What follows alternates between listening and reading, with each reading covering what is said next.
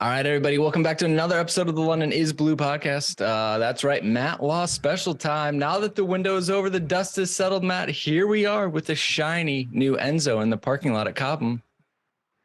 Yeah, shiny new.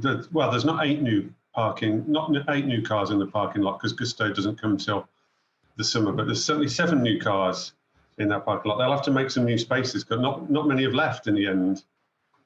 Rob Green was saying that on a BBC podcast, recapping it, and he was like, I don't know if Chelsea have enough lockers in the dressing room for all the players. Like, how awkward would that be? I think I worked out today that the senior squad is now 33, although there are players within that senior squad who could drop down to the under 23s or something, I suppose. But yeah, it's a bloated squad. It's a big squad. It will be. It's a full car park at the best of times. So I'm down there tomorrow. So I'm next time I see you, I'll report back or I'll ping you a message. You can tell. I'll let you know whether people are car sharing yet or not. Chelsea's going to offer a discount if players carpool their way in like we have here in America. Exactly. Oh, funny. Well, obviously, we'll be breaking down Chelsea's incredible transfer window today. Enzo Fernandez got across the line. Ziyech didn't get their move and maybe a couple others, but Jorginho does. He does the classic over 30 move to Arsenal. So, funny, it's good script writing here from Dan Matt. He says LA owners deliver Hollywood ending to winter transfer window. It was certainly a transfer window that went down to the final seconds and even a little extra time. We're not even 24 hours removed recording this, right? Where obviously Chelsea breaking the English club transfer record to sign Enzo Fernandez from Benfica. We've all slept. Not sure you have. How was your day yesterday, Matt? How did it go for you almost over the last 48 hours? Because Enzo Fernandez was obviously the big one, but he wasn't the only one. Yeah, look, I knew this was coming. I didn't like it. I'm not going to say I knew ages ago that Fernandez was going to go this late, but I knew the way Chelsea's transfer window had gone and the way the summer went, I knew that we were in for a transfer deadline day where something was happening. There was no way this ownership were going to have a quiet deadline day with their feet up. So whether it had been Fernandez or someone else, I'd been prepared for weeks for the fact that this transfer deadline day was a clear your diary. It's going to be a 12-hour shift. Forget it. So that didn't take me by surprise. I first got wind that Chelsea were back in for Fernandez on Saturday night. I wrote something about it on Sunday, about the fact that they'd gone in, reopened the talks. From that moment on, it was always going to go to the wire, always. The size of that deal, trying to do that deal in let's say, they went back in Saturday. So they basically, over the course of roughly 72 hours, a bit more, to do a British record transfer was always going to go to the wire. So right from Saturday when I first got wind of it, and then Sunday when I wrote it, I knew that we were in for a long one. And I've got to say, right until probably 9 p.m. on deadline day, I think it was in the balance all the way through. I mean, there was optimism, there was hope, there was confidence. That sort of went up and down, which I can talk you through if you want me to. But until about 9 p.m., I would say I started to think, I got a few messages and I thought, yeah, this is happening now. I'm pretty confident now. I say, well, I mean, you can talk about, was there like a tipping point with everything? There's a roll. Yeah, it's a cliche, but it was a roller coaster. I mean, Saturday and Sunday, there was a lot of optimism. I think when they went back and reopened talks, they got a better response than possibly they feared or thought they would. I think they realized pretty quickly that there was a negotiation to be had, albeit a very difficult negotiation, but there was a negotiation to be had. So Saturday and Sunday, the feeling was really good. Monday, the feeling was pretty good. And then actually deadline day, up until the evening, it was fairly negative.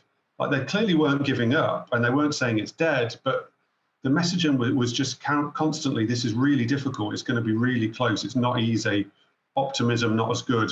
So actually, deadline day itself was the least optimistic I think there'd been up until the late stages.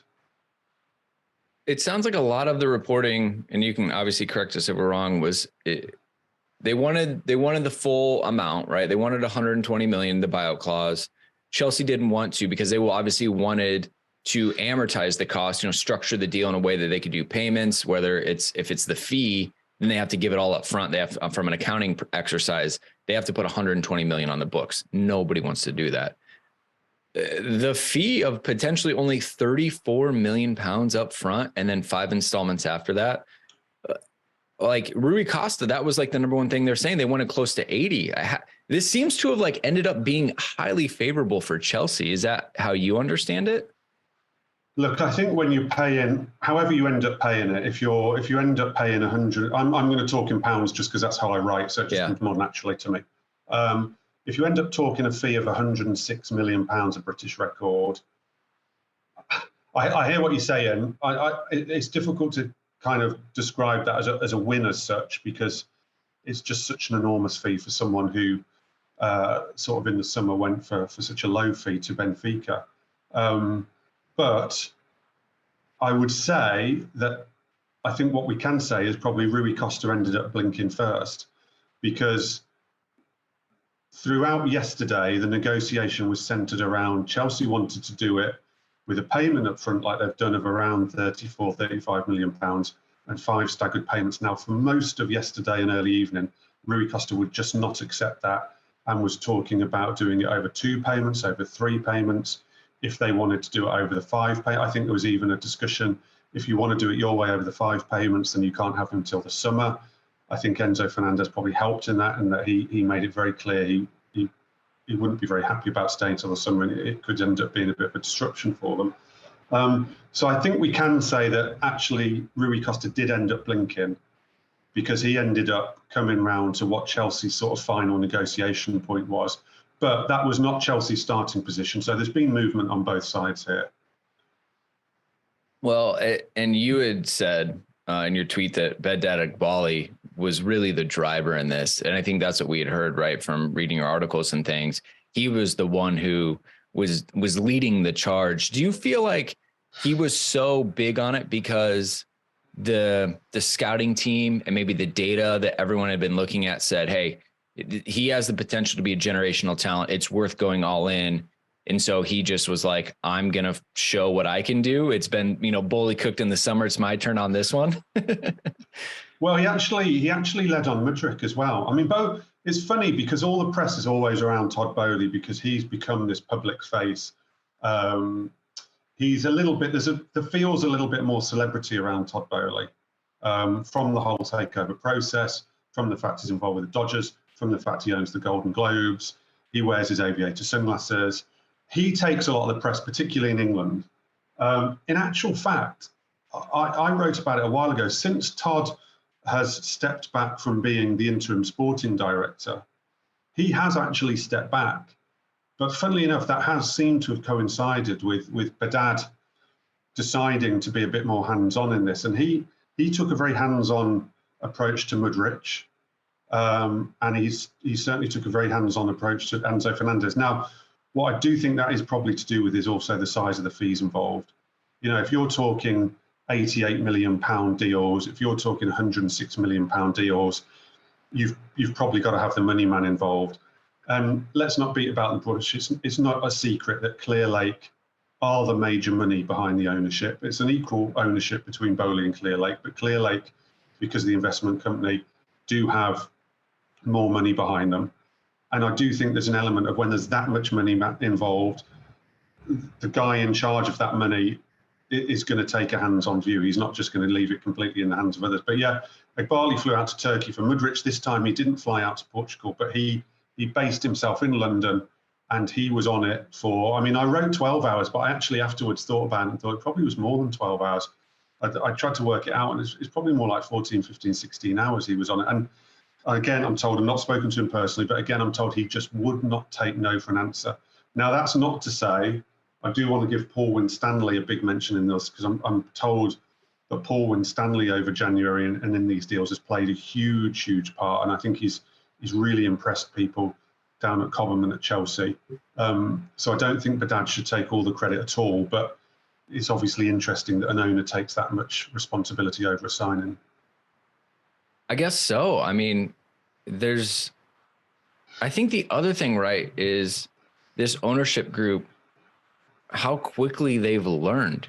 We all, you said in the summer they maybe overpaid for Raheem and Koulibaly based on, especially with Kalidou, kind of his contract situation and his age, which now, I'm not going to write off Koulibaly, but it hasn't clicked maybe the way we wanted to. They have gone complete opposite in this, right? Everyone 22 and younger, these 8.5, 7.5 year deals. Has your perspective changed on their approach? Like, what crash course did they take in 3 months that they've come back and look like a completely different team? Well, look, I mean, the simple answer is they've seen the squad and they've seen the team. In the summer, they were doing it blind. They'd been on pre-season and they can watch football on TV and stuff, but they were doing it blind. They hadn't seen this squad together. They hadn't seen them at close quarters. They hadn't been attending enough matches to make a judgment. They hadn't been around the dressing room. They hadn't been inside the building talking to Neil Bath people. They were doing it blind in the summer. Now they're not doing it blind. Now, I would argue they're still overpaying for people. I don't think you can spend as much money as they're spending without arguing they're overpaying. If they've got the money, it doesn't really matter if they're overpaying, quite frankly, as long as they've got the money to do so. But this is them not doing it blind. So what it tells me is that they've spent 4 or 5 months looking at this squad and the team that was there, and even with the signings that they made, and decided they didn't like it much. It's quite clear. You don't sign 8 players in January if you like the squad. They obviously thought it was too old. I think they felt that there's a bit of player power in there that they're due to crush. I think they've decided that this squad hadn't been regenerated enough, that it needed a complete overhaul. There's clearly a big clear out coming, which they've tried to start in January, but that's going to gather massive pace in the summer. And it's as simple as that. You can't get away from it. They've obviously looked at the players on the squad and not really liked it and decided to change it, both in terms of personnel and profile, i.e. the ages and the contract lengths, because I think they, apart from the FFP thing, which is clearly a major player in these contract lengths, the other thing is they'd come into the club where the contracts, they walked into a problem on the contracts. Players had left, players were leaving because of the contracts. They were having to renegotiate contracts very quickly. They don't want to be in that situation again. Yeah, understandable, obviously. I've just been so surprised at the quick turnaround. And I would say that a lot of the signings, some for today, a lot for tomorrow, they seem to be very data driven. The metrics, they're starting to craft a player profile pretty quickly. I think the only thing that we lost was not having that right back immediately to cover.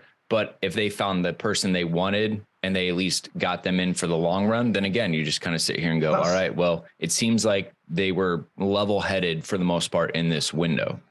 That transfer, from an outside perspective and a reporter's perspective, that transfer is my favourite transfer that they've done, because it shows strategy. And I've written before and I've talked about before the fact that I felt some of what they've done is scattergun. And I'm not going to apologise for that or change my opinion on that. I firmly believe that. That was one where I saw real strategy, though, and that's why I like it so much. That I know that Lawrence Stewart hasn't actually formally started. I think he formally starts maybe tomorrow on February the 2nd, but certainly in February. But he has been helping them. And I know that he did a lot of research into this player. Obviously, he has good links in France. And the decision among all of them that this guy was the best possible fit for competition for Reece, to deputise Reece, but also to play and allow Reece to possibly play in other positions as well. This guy was it for them. And I'm so impressed on this signing that they have been willing to wait rather than panic when they couldn't get it. It became very clear as soon as they put the bid in that they weren't going to get it in this window. And instead of panicking and maybe trying to go in on Porro with Tottenham or someone else, no, they left it to the summer with strategy there. And actually, that is why that one is what I would class my sort of favourite of the deals. Yeah, it makes sense, and to your point, like that's what we had talked about. If they're gonna wait, get the right one. It's funny. Someone, have been comparing other transfer windows, and It's been really interesting. No, panic loans right at the last day just to get a body in or things like that. They really stuck hard for it. So I'm impressed. I think most Chelsea fans are super excited. But we do want to talk about kind of the outgoings and a lot of the shuffling on that. So we're going to take a quick ad break. Thanks to the sponsors, and we'll be right back. All right, Matt. So on the flip side, not everything went maybe to plan on deadline day. The Ziyech deal collapsed due to paperwork issue. It sounds like more information is coming out about that. I have questions. I've got an update on that. Update. Do you want an update? I got an update about 20 minutes before I came on this show. So the reports from France have been claiming that they sent through the wrong documentation 3 times. And there also been a suggestion that people took their eye off the ball because they were completing the Fernandez deal. Now, I've spoken to people involved in this Ziyech deal, both at Chelsea and around the Ziyech deal. What they tell me is that basically the loan agreement document was drawn up by Chelsea in plenty of time for the deadline. It was sent to PSG, who signed it and then sent it back to Chelsea to sign, which is normal process. Now, this is the bit where I'm going to have to leave people to make their own minds up whether they believe this. But from what I'm told, Chelsea signed it, sent it back with over an hour of the deadline to go. And they felt that was that. They'd signed it, they'd sent it off. Shortly before 11 p.m., they suddenly got a panic communication from PSG saying that they hadn't received the document. And it turned out, I'm told, again, people have to make their own minds up what they believe, that there was a glitch in the technology and the email they thought had been sent hadn't actually gone through and was either sitting in a draft somewhere or sitting in an unsent box somewhere. Technological problem, hadn't got through. PSG came on in a flap saying, we need it. They resent it again, saying, we need this back, we need this back. Chelsea worked as quickly as possible to get it back within minutes. And it literally went out of the inbox, the outbox, should I say, at 11 p.m. They crossed their fingers and prayed that was going to just about see them through. Obviously, a deal sheet hadn't been lodged because of the fact that this had all been going on and people thought it had been done. And unfortunately, ultimately, the email sent at 11 p.m. ended up being too late. They completely understand why Ziyech is so upset. They completely understand why PSG are so frustrated and angry. But they do privately reject these accusations that they somehow sent incorrect documents 3 times, which obviously makes them look a little bit amateurish. Right. And my thing is, like, this seems like the textbook reason for an appeal. Like, no malintent, technology issues. It sounds like League they were having tech issues even like at their league office. So I don't know, this seems like the perfect time to activate that's why they lodged the appeal to the LFP, but it's been thrown out. I suspect the problem is if they let something like this go through, it can open the floodgates to people talking about lost emails and lost documents and things like that. And as I say, there will be people out there. I can only report to you what I'm told. I'm told by people I have no reason not to trust, but I know there'll be people listening to this who will maybe not believe that reason or that excuse. Maybe the people at the LFP didn't believe that reason or that excuse. I can only speculate on that. Ultimately, it hasn't gone through. It's very unfortunate. And it's actually now created quite a difficult situation for Graham Potter to manage, because clearly Ziyech is going to come back quite upset. He's going to come back knowing that the club were ready to get rid of him. There's Champions League registration issues, though I'd imagine he will be registered for the Champions League. But it leaves the club and the manager with an unhappy player till the end of the season. And they've just got to try and make it work as best they can now. Yeah, that's tough, obviously, and I think every fan should expect him to come back, a bit sulking. If any of us were in that situation, I think, that's only normal, behavior in that sense. So like you said, it is going to be a bit of a managing situation. Part of it is, priority was with Enzo Fernandez deal, but the club's used to juggling these things. They've got multiple people who can help with it. So that's what I was told. I mean, it's slightly laughable to suggest that they've taken their eye off the ball because of Enzo Fernandez, because that makes it sound like there are one or two people dealing with this in a little office room cupboard somewhere. I mean, Chelsea got a team of people. They've got loads of lawyers. They've got people like Dave Barnard, secretary, who's extremely experienced and done millions and millions of these deals. To try and make it look like there's one guy trying to juggle these two and decided to prioritize one because it's bigger is kind of quite laughable, to be honest with you. There'd have been a huge team on this. I'm not saying someone hasn't made a mistake somewhere, but it's not because they've decided they can't deal with doing two transfers at once. These are people who've dealt with, tens of transfers at once before. For sure. At least it wasn't a fax machine. We're evolving in the transfer process. But he wasn't the only one that fell apart. Omari Hutchinson didn't get his move to West Brom. They pivoted at the last minute. Mark Albrighton instead, and Xavier Simons, same thing for them. So I think the Omari Hutchinson is just unfortunate, kind of like rug pulled at the last second. Nick's complaint was, why not have a young player's deal locked up before? It doesn't really matter to the first team if Omari leaves, even though he has been on the bench and gotten a few minutes. My criticism of this transfer window would be there's not been enough outs. There should be more outs. I get that it's hard to start the clear out of the first team squad players in earnest because there's not many clubs out there in January with the money or the ability to pay the wages. I get that. I wrote a piece about the clear out a few weeks ago and made it clear that would really gather pace in the summer. But I do think they've kept too many players, and I do think that will be the issue for the second half of the season. I said at the start of the show, I think there's 33 senior players. Senior players include people like Carney, Chuck Wemaker, but they came to join the senior squad, and Datro for Fofana and people.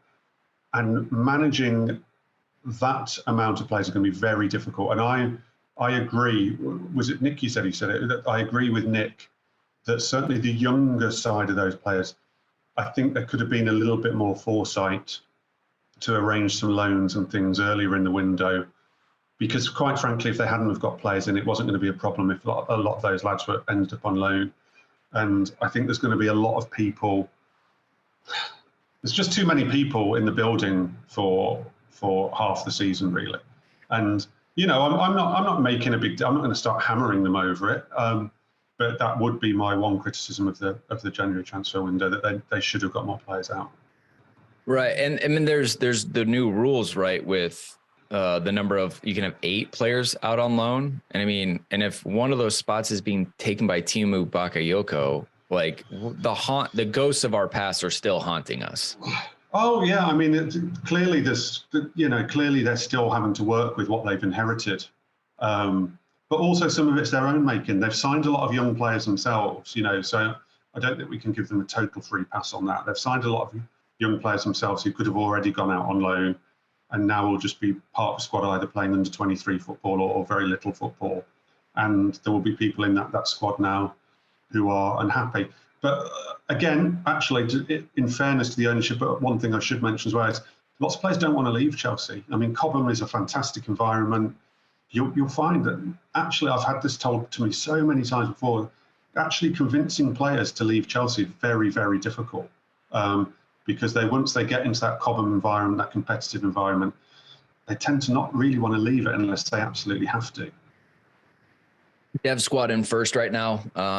18s in second, but it seems like West Ham are running away with that one. So there's also, opportunities to be had. Just so everyone's aware on the loans, it's a FIFA rule as well. You got Ethan Ampadu, Bakayoko, Hudson-Odoi, Malagusto, technically is now added to the list, Lukaku, Sarr, and Ziyech, which you drop Ziyech off, you're 6 of 8. So it's just, there's a lot of managing. Chelsea Youth posted that, and he also kind of like is starting to look at the homegrown, non-homegrown, B list for Premier League and Champions League and all these different rules.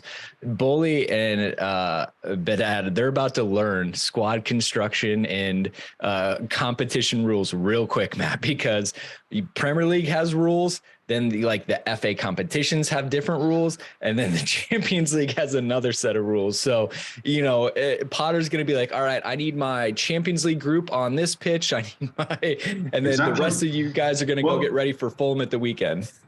I mean, there's 8 new signings in January, 7 of whom have joined the club immediately. Actually, bring that down to 6 because Andre Santos hasn't got his work permit to play for Chelsea yet. So there's 6 who are eligible to play for Chelsea.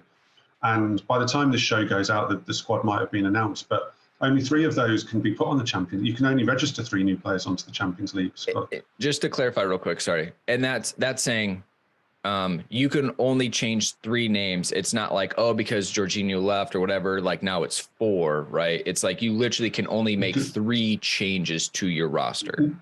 No, you can make more than 3, but you can only register 3 new players onto the roster. Gotcha. So you could bring players who are already at the club could change around. But in terms of new signings who've joined in January, new registrations, you can only put 3 on. To be quite honest with you, I didn't even know that rule before this transfer window because I've never been involved with a club where that would be an issue. You know, I've never known a club sign more than 3 first-team players in a January transfer window who are in the Champions League. So it's never become an issue, but they can only register 3 of those new signings, no matter what happens with people coming off or leaving or being juggled around. And obviously Ziyech staying means that he doesn't free up the registration spot. So my guess would be that they will, and this is my guess, and like I say, the squad may already be announced by the time this goes to air. My guess would be that they register 3 of their new signings. I would guess at Mudryk, Fernandez and Felix. And I would guess that Bettinelli might come off the Champions League list. And the 3rd choice goalkeeper goes to a youth player who doesn't take up one of the senior spots. Because it would be super harsh to have what happened to Ziyech happen and then take him off the registration for the Champions League. That would be, at that point, you just pay him to go on vacation. You're like, I'm sorry, man. Like, look, we're going to own this, but this isn't going to work out like on us. Explore the world. I hope not. That would just be the worst. And of course he had nothing to do with it. So, and it sounds like if anything, Ziyech was more than flexible about making that deal work, you know, in terms of personal terms and things like that. So he was willing to play the game. It benefited both sides. Shame it didn't go. One that did pop. How about this? Jorginho to Arsenal. Did you have this on your bingo card, Matt? Not to Arsenal. Easy to kind of say from a distance, but I always felt there was an outside chance if they started to move on a midfielder that Jorginho could go in this window. I'd written a piece recently that he was definitely going to go in the summer, that the contract wasn't going to happen. And it was always said to me, look, if things move around and juggle in January, a club comes in, there is a chance because they would take a fee on him. Now I'm slightly kicking myself because Mikel Arteta tried to sign him for Arsenal, I think 2020 or 2021, after Arsenal won the FA Cup, when Frank was still there. He actually tried to sell Jorginho to Arsenal to try and sign Declan Rice, and the club blocked it. Chelsea blocked it. They didn't want to do it. Arsenal wanted to do it then. So there's always been that link there. And obviously Arteta was at City, and City had tried to sign Jorginho before actually Chelsea originally signed him for Sarri. So it kind of makes a lot of sense. Look, on the book value alone, in a purely accounting terms, with 6 months left on his contract, Jorginho was roughly worth £5 million on the books. They've got 10 rising to 12, so they've pretty much got double the book value. They've obviously got rid of the wage that frees up. I think Enzo Fernandez will be on considerably less than what Jorginho was earning. In fact, I'm pretty sure he is. So that wage actually comes down a little bit. It just makes sense. There's literally, if they were going for the league title and they were going for the FA Cup and they're in the EFL Cup still, you know, if they're fighting on all fronts, then I might think it was a bit silly. But they're 10th in the Premier League and they're in the Champions League, you know, and they've got Enzo Fernandez coming in. They're going to be able to cope. So I think it just made sense for everyone to do that deal. I think it's a good deal for everyone. And, you know, with this being done, I guess, you know, Jorginho's agent is not shy of talking a lot. Haven't really heard a whole lot. I mean, I guess, was it just a convenience for Jorginho? Was he agitating for a January move? Do you know? I don't think he was agitating. No, I never got that idea. But I think some of the older players, and I would put Aspie in this as well, have found the change at Chelsea probably more difficult to deal with than the younger players, because these guys have been at Chelsea a long time. They've been senior players who've been involved in decision making and involved in the sort of culture that was there before. And I think the change of culture probably affects them slightly more than the younger players who maybe don't get quite as involved in what goes on in the background and that kind of thing, and relationships within the club.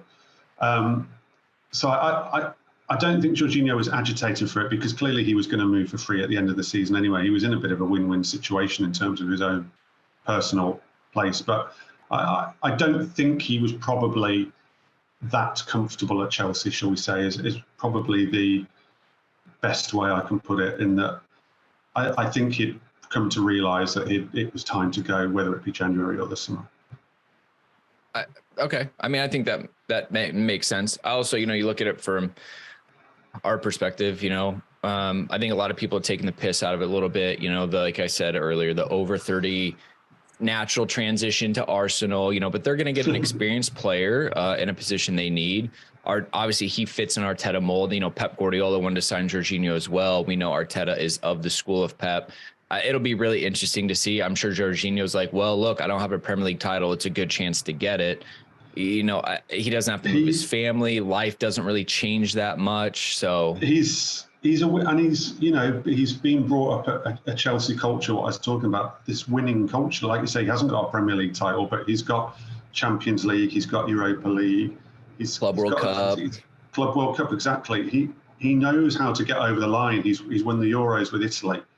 I mean, for Arsenal, in the situation they're currently in, at the top of the Premier League, but with a very young squad, and with a squad where there's really not anyone in there who's particularly won anything.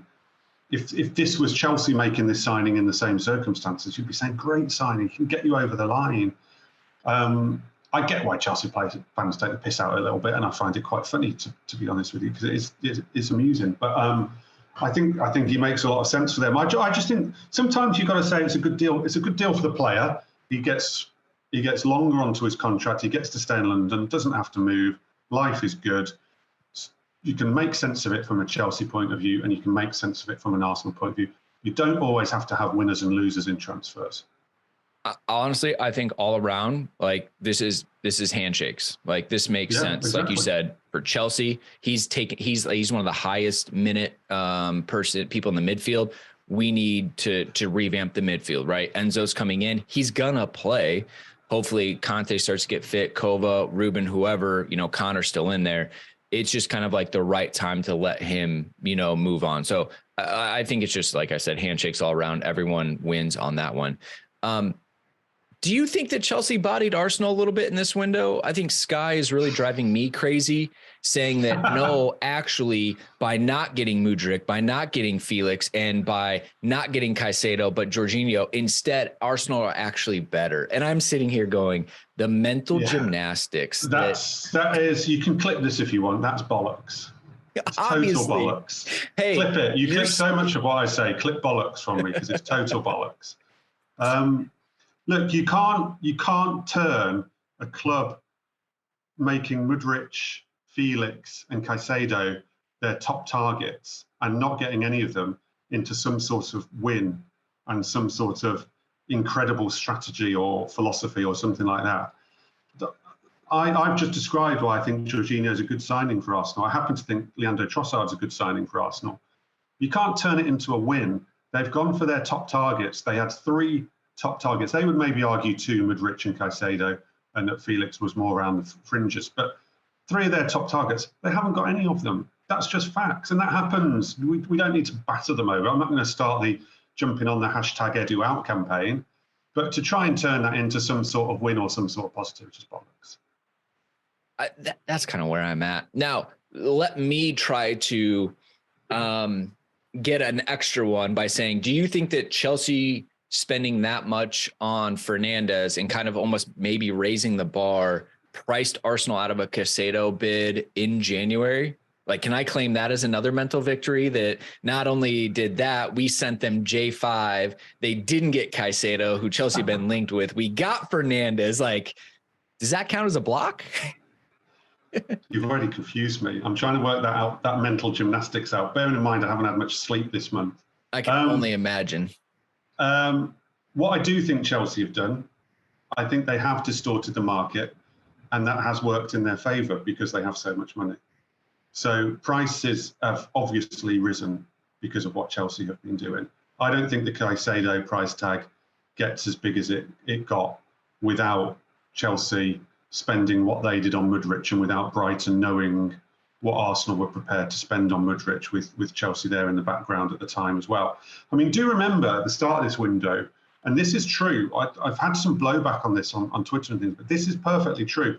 At the start of the window, or halfway even through the window, the view from the Chelsea ownership was very much, we're not going to pay 88 million for Mudryk, it's too much. And we're not going to pay the clause on Fernandez, it's too much. They ended up paying them both. It's fine. I don't mind that they paid them both. They've got the money. As long as they're not getting the club into financial problems, fine by me. I'm not going to make a judgment on that. But they did end up doing it, and that wasn't their strategy. They changed strategy. Everyone's allowed to change strategy. But them changing strategy and spending so much has clearly distorted the market, and prices have gone up. That's natural. That's bound to happen. When anyone, the minute you set a bar, I mean, the minute Liverpool signed Van Dijk, every defender's price went up. The minute Man United signed Harry Maguire, every defender's price rocketed up. It happens with every big deal like this. The minute Man City signed Jack Grealish. So, of course, Chelsea have distorted the market, and that may have impacted on Arsenal's ability to sign players, but it will have also impacted on other clubs' ability to sign players, quite frankly. Yeah. All right. Well, I appreciate that. We're going to take our last ad break. When we get back, we're going to kind of assess it and have a couple more follow-ups for Matt. So again, thanks to the sponsors. All right, Matt, one thing I did have a question as we look to assess kind of the overall window, the numbers that are being quoted, it seems like it's the upfront and the add-ons. Is that normal? I mean, knowing that the add-ons are, only performance-based, but if, when we say Mudryk is 77 million or whatever, well, it's really like 47 and 30. Is it because the bigger number just looks better and is just like crazier? It's difficult. It's difficult to say that, because here's an example. Fernandez deal, like you say, is about £35 million up front, with 5 further payments to come. Now, this isn't add-ons, in fairness. Right. But I agree. That's 106. Yeah. So there's no way you can start writing or talking about that as some sort of £35 million initial deal. Now, the add-ons, it depends a little bit if you know what the add-ons are, and often we don't. Shakhtar have briefed a lot since the Mudryk deal. The part of the problem with the Arsenal bid was that they felt the add-ons were completely unrealistic, that they were for winning the Champions League, they were for winning the Ballon d'Or. Now, they haven't said publicly what the add-ons are for Mudryk, but they've said that the Chelsea add-ons they felt were much more realistic. And for instance, the Jorginho add-ons on his Arsenal transfer to get up to 12 million is just for Arsenal to win the Premier League, and they're top of the Premier League. So that's what I would call realistic, whether you think Arsenal are going to win the Premier League or not. So it's a difficult balancing act, and it's a really good question, and it's something I think about when I write. I try to write where I remember to. A deal worth is how I try. So Mudryk, I will try to write, and if people go through what I've written, they'll find I haven't always written a deal worth, because you just can't always remember to write it, or you've got so much on. But I do have in my mind on the add-on deals that I tried to write a deal worth 88 million, for instance. So it is worth that amount. At the end of the day, they have committed to pay that amount if certain things happen. And as I say, the problem is we hear this phrase add-on so much, and it's very rare you know exactly what the add-ons are. Sometimes the add-ons are super easy to achieve, and other times the add-ons are super difficult to achieve.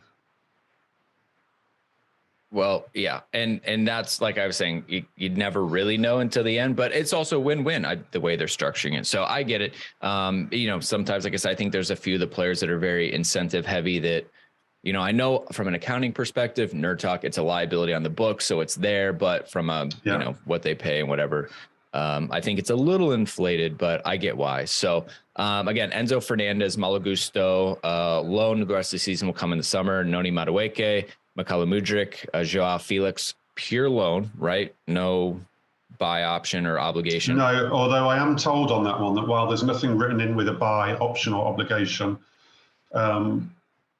there's obviously been discussions about what would happen if they want to buy him, because there's real confidence on Chelsea's side that should they want to buy João Felix, that they seem to know what the deal would be, and they seem very confident that they would do it.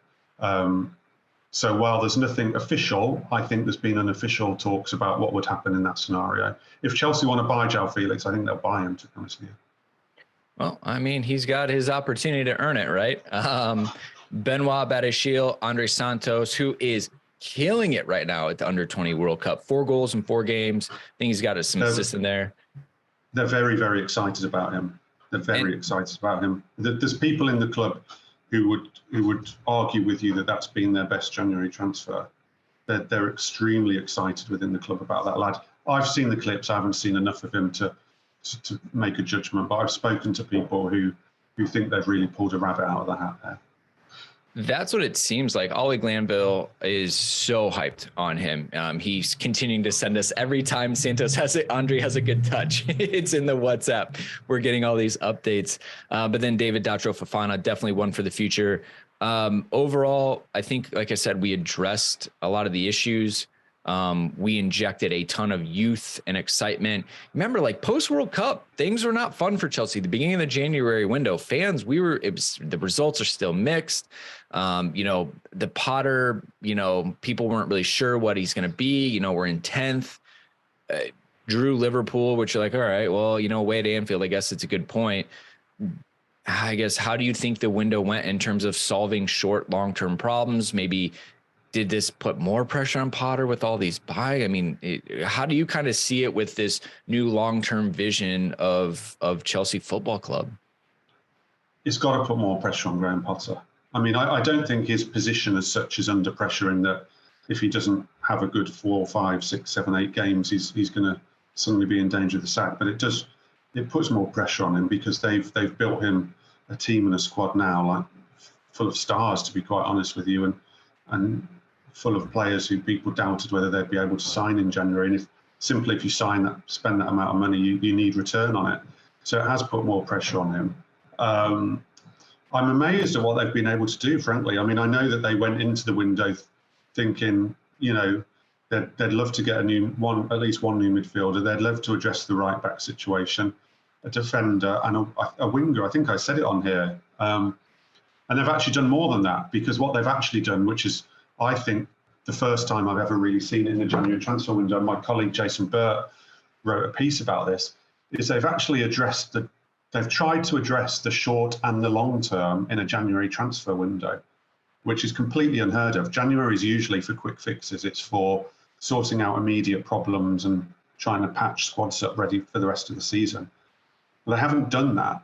They've addressed long-term and short-term problems, or tried to, in one window, and tried to do sort of squad planning in one window. And, we're going to find out how successful it is, but it's pretty incredible they've sort of been able to do that in terms of the people they brought in and the bodies they brought in. The difficulty Potter now has is trying to manage it all until the end of the season while it's so bloated, and also managing the short term against the long term. It's a real leadership challenge for him. I mean, it's a real leadership challenge for him coming up. I'm sure he'll relish it. No one's going to complain about it, but it's not easy. It's not easy at all. How involved was Mr. Graham Potter in these signings and transfers and things? That was the whole idea, right? Potter is kind of a numbers guy, loves the data side, wants to develop players. Clearly, there was a very specific profile of age and ability kind of that went into this window. What do you think Potter's involvement was? Well, I can tell you for sure that Graham Potter was with Eghbali all of transfer deadline day in London. Was kind of not by his side the whole day, but obviously in the building and around Eghbali all day while the Fernandez negotiations were. Because they gave the players a day off. Yeah, but he went in. Which is how we got the Cucurella media spot where it was broken to him mid-interview. Yes. It's amazing how much that happens, It's amazing when you talk to people how much they find out through social media and the media rather than the actual club they work for. But yeah, Graham Potter was definitely with Behdad Eghbali all through those negotiations, so he was completely plugged in on Fernandez. I know for sure he really wanted Fernandez, really likes him as a player, really thinks he's what their midfield needs. It wasn't a case of we can sign this superstar midfielder. You're clearly not going to say no. I don't think that was the case at all. Potter's been plugged in. Look, there's been twists and turns in this midfield chase. I mean, this seems a long time ago now, and it seems weird, but they definitely made an inquiry about Yves Bissouma at one point in this transfer window because Graham Potter liked Yves Bissouma and because they were struggling on midfield targets. Had they have weirdly ended up getting Yves Bissouma, I still think they'd have done what they've done on Fernandez. I don't think he was ever thought of as coming in instead of someone like Enzo Fernandez. But Yves Bissouma wasn't playing at Tottenham. Graham Potter thinks Yves Bissouma is a good player. We'll go and inquire about him. I doubt whether that was any owner's input whatsoever. So there's a case in point that they're listening to Potter as well as using their own data and everything. I think it's all joined up. I don't overly see a signing in there he wouldn't have been part of. I mean, even someone like Datro Fofana, he was going to go to Brighton. You know, Paul Winstanley had been chasing Datro Fofana for Brighton, and Graham Potter knew about Datro Fofana from the fact that Brighton had been looking at him for a while. Similarly, Noni Madueke, whose name I hope I pronounced correctly, first time I've had to do it on air, Brighton had been looking at him for a long time as well. Leipzig had as well, so obviously Vivell knew about him. So when Stanley and Potter knew about Noni Madueke for a while, I actually think if there's one that maybe was done slightly out of nowhere, it'd have been João Felix. I'm not totally convinced how much input Graham Potter would have had on João Felix, but that's a loan, remember? And I think Potter's clearly happy to have João Felix at the club and was never going to say no. But I think that was an opportunity presented to the club and the ownership, and they went for it, and it's a loan. I think that's maybe the only one where I would look at that slightly more as a initial club deal than this collaborative. Yeah, that makes sense. I feel like we hijacked that one a little bit.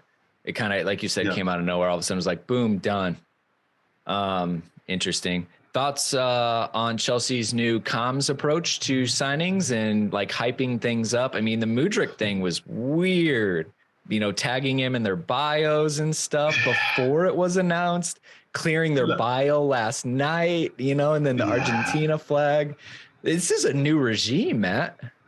Yeah, look, I'm a fairly cynical, miserable 43-year-old Englishman who looks down my nose at things like that. But it's not meant for me. It's not meant for me. It's meant for people a lot more plugged into the modern world at the moment than me. And people who it's meant for like it, and it feeds into the hype that they want to build around it. So I'm not going to get all upset about it and all cynical about it. It's not for me, but hey, people like it and it's different and it's funny. My only complaint is stop sending me push notifications, and when I click it to go into the app, it's not there because it hasn't loaded yet. That's my only gripe at this time. Yeah, it's just very different, right? And I think the only reason I bring that up is just to kind of remind everyone is it's a different Chelsea. It's a different era. You know, it may not be Roman Abramovich, but clearly they're not afraid to disrupt the market. You know, if Boli and Eghbali within 8 months of being in European football have already forced UEFA to restructure FFP and amortization, and, you know, Chelsea disrupted it before with the loan army and how that's been done. At the same time, there's a lot of things that are still Chelsea. This is a great point. That is such a good point, because Chelsea now feels like a completely different club. Like for the reasons you've been explaining in terms of the social media approach, some of the approach to transfers and the hype around it and things. And yet, you're completely right. Chelsea under Abramovich were the great disruptors of English football. They had David Dean talking about people firing £1 million notes out of cannons and all sorts of things like that. They were the great disruptors. They were the people who came along, did everything differently, found loopholes in everything they could, and basically annoyed the hell out of all the established regime. And to be honest, that's all these guys are doing. They're doing it differently, but again, they're the great disruptors. And Chelsea had 20 years, you know, best part of 20 years of unbridled success under their last disruptor. And these guys are coming along and disrupting it again, disrupting the market again, and we'll hope that it brings about the same success. But while it's different ways, it's only it's kind of what Chelsea did before. It's not, it feels like people are getting so offended by it. And I don't really get why people get offended by it. These guys want to do things differently. They want to push the boundaries. Chelsea have done that before. Other clubs have actually, Man City in roundabout ways with sponsorship deals and things around FFP have done that in different ways. There's no need to get so upset about it. If people are breaking the rules, then people can prove people are breaking the rules. Completely different kettle of fish. But disrupting the market, I think it's good. What do we want everyone to do the same thing forever? It get very boring. Yeah. No, absolutely. Well, it's been fun. It's been exciting. Unfortunately, we have to go back to playing football. It can't just be winning in the transfer window. We got to put it on the pitch. You've got to get higher than 10th. The 10th place Premier League clubs just set the British record transfer. I mean, that sentence alone is completely mental. Yeah, but who's number 2? Jack Grealish? Number 2 is Jack Grealish from when we were probably about 4th from bottom. But we didn't. But we sold him. We didn't sign him. So the funny, and the funny thing is the overall transfer records are usually people leaving England and going abroad. You think of Bale and Ronaldo, right, and even Eden Hazard. We sold him for 100 million. Obviously Neymar is the crazy one that broke everything. But 10th on 29 points. Appreciate you reminding us. 20 matches played. Top 4 is 10 points away, which is kind of a lot. Villa breathing down your necks. On 28 points. We're +1 goal difference. You're -4, but yet we're only 1 point away. Yeah, exactly. It's nice and tight. We gotta try to catch Brighton at least. I think in all seriousness, the Champions League starts again in a week or so. And is that it? Is that what Chelsea have left to play for this season? Is just go all in on the Champions League? Look at the squad and look what's happened before in the Champions League. Why not? This sounds ridiculous to say that Chelsea can win. It's the Champions League. Why not us, Matt? Yeah, that's what we wrote when we won it. Why not us? Ridiculous. Sounds ridiculous at the moment, and maybe proven to be ridiculous. But no reason in my mind why Chelsea can't win the Champions League. They've got phenomenal squad now, and if you can make it all click in a cup environment where you don't need that consistency, which is probably the thing that's going to be the most difficult thing to sort out with such a new squad, I would imagine the owners are looking at it thinking, let's have a go for it. It might be the only way we get back in the damn thing for next season. You're not alone thinking that. We've had a lot of discussions on that. Dan would like to remind everybody it's the easiest way and win 8 games or whatever it is, and you're done. So you just win the first leg 1-0, 0-0 the second leg, and you go from there. There's not a team out there who you look at and think they're the runaway favourites this year. Real Madrid second in La Liga, aren't they? Bayern Munich have been up and down this season. Liverpool having a terrible season. City, strange things going on at City this season. Absolutely no reason at all why Chelsea shouldn't have a go at that competition. Well, it's going to be fun. Matt, thank you so much. Again, love these updates post-transfer, bringing a lot of, the deeper knowledge, not just the in and out transactional stuff. So thank you for sharing the perspective. As always, go follow Matt on Twitter, read his articles. We always retweet them as much as we can. It's good stuff. But hey, man, back to the football. Hope your presser on Thursday goes well. I'm sure it's exciting. I'll be watching the stream, listening to see what probing question you zing Potter with. Hopefully he's in a good mood. It was a little touchy there before the last break, just in general. If he's not in a good mood now, he'll never be in a good mood. So 2 weeks off, a crazy end of the transfer window. All right. Well, that's going to wrap us up, Chelsea fans. More content all week, as always. Fulham up next. So until next time, Chelsea fans, you know what to do. Keep the blue flag flying high.